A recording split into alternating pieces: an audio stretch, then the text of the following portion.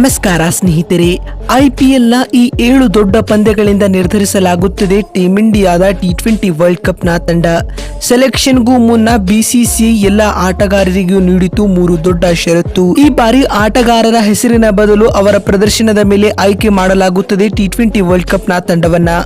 ಬಿಸಿಸಿಐನ ಈ ಘೋಷಣೆಯಿಂದ ಶಾಕ್ ಆದ ಎಲ್ಲ ಆಟಗಾರರು. ಹಾಗಾದ್ರೆ ಸುದ್ದಿಯ ಸಂಪೂರ್ಣ ಮಾಹಿತಿ ಏನು ಎಂಬುದನ್ನ ಇವತ್ತಿನ ಈ ಒಂದು ವಿಡಿಯೋದಲ್ಲಿ ತಿಳಿಸ್ಕೊಡ್ತಾ ಹೋಗ್ತೀನಿ. ಹೀಗಾಗಿ ದಯವಿಟ್ಟು ಈ ವಿಡಿಯೋವನ್ನ ಕೊನೆವರೆಗೂ ನೋಡಿ ಸ್ನೇಹಿತರೆ.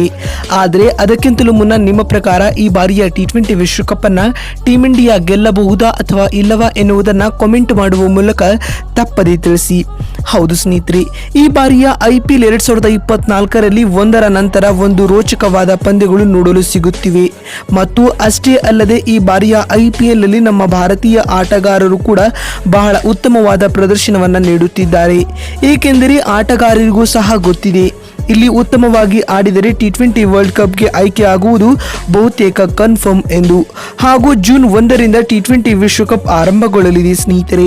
ಈ ಬಾರಿಯ T20 ವರ್ಲ್ಡ್ ಕಪ್ ಅಮೆರಿಕ ಮತ್ತು ವೆಸ್ಟ್ ಇಂಡೀಸ್ ದೇಶಗಳು ಜಂಟಿಯಾಗಿ ಆತಿಥ್ಯವನ್ನ ವಹಿಸಲಿವೆ ಬಂಧುಗಳೇ. ಹಾಗೂ ಇದರ ಮಧ್ಯೆ ಸತತವಾಗಿ IPL ನಲ್ಲಿ ಆಡುತ್ತಿರುವ ಭಾರತೀಯ ಆಟಗಾರರ ಮೇಲೆ ಕಣ್ಣಿಟ್ಟಿರುವ T20 ವರ್ಲ್ಡ್ ಕಪ್ ನ ಸೆಲೆಕ್ಟರ್ಸ್ ಗಳು ಆಯ್ಕೆ ಮಾಡುವ ಮೊದಲು ಆಟಗಾರರ ಮುಂದೆ 3 ದೊಡ್ಡ ಷರತ್ತುಗಳನ್ನ ಇಟ್ಟಿದ್ದಾರೆ. ಅಷ್ಟಕ್ಕೂ ಟೀಮ್ ಇಂಡಿಯಾದ ಆಟಗಾರರಿಗೆ ಬಿಸಿಸಿಐ ನೀಡಿರುವ ಆ 3 ಕಂಡೀಷನ್ಗಳು ಯಾವುವು ಅಂತ ನೋಡ್ತಾ ಬರುವುದಾದ್ರೆ, ಬಿಸಿಸಿಐ ಇಟ್ಟಿರುವ ಮೊದಲನೇ ಷರತ್ತು ಬಂದು ಯಾವುದೇ ಆಟಗಾರ ಎಷ್ಟೇ ಅದ್ಭುತವಾದ ಫಾರ್ಮ್ ನಲ್ಲಿ ಇದ್ದರೂ ಕೂಡ ಆ ಆಟಗಾರ ಒಂದು ವೇಳೆ ಫಿಟ್ನೆಸ್ ಅನ್ನ ಹೊಂದಿರದೆ ಇದ್ದಿದ್ದರೆ ಆ ಆಟಗಾರನಿಗೆ T20 ವರ್ಲ್ಡ್ ಕಪ್ ನಲ್ಲಿ ಅವಕಾಶ ಕೊಡುವುದಿಲ್ಲ ಎಂದು ಹೇಳಿದ್ದಾರೆ.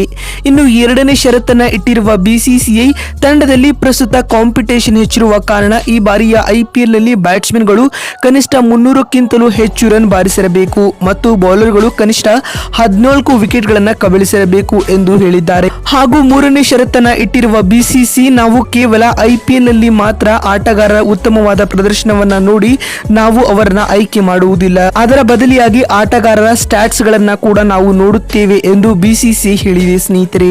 ನೋಡಿದ್ರಲ್ಲ ಬಂಧುಗಳೇ, T20 ವಿಶ್ವಕಪ್ಗೂ ಮುನ್ನ ಆಟಗಾರರ ಮುಂದೆ ಬಿಸಿಸಿಐ ಇಟ್ಟಿರುವ 3 ಷರತ್ತುಗಳು ಯಾವುವು ಅಂತ ತಿಳಿಸಿಕೊಡುವ ನಮ್ಮ ಈ ಪ್ರಯತ್ನ ನಿಮಗೆ ಇಷ್ಟವಾಗಿದ್ದಲ್ಲಿ ತಪ್ಪದೆ ಈ ಕೂಡಲೇ ಈ ವಿಡಿಯೋಗೊಂದು ಲೈಕ್ ಮಾಡಿ. ಅದೇ ರೀತಿ ಬಿಸಿಸಿಐ ವಿಧಿಸಿರುವ ಈ 3 ಷರತ್ತುಗಳು ಸರಿಯೋ ಅಥವಾ ತಪ್ಪು ಎನ್ನುವುದನ್ನ ಕಾಮೆಂಟ್ ಮಾಡುವ ಮೂಲಕ ತಪ್ಪದೆ ತಿಳಿಸಿ.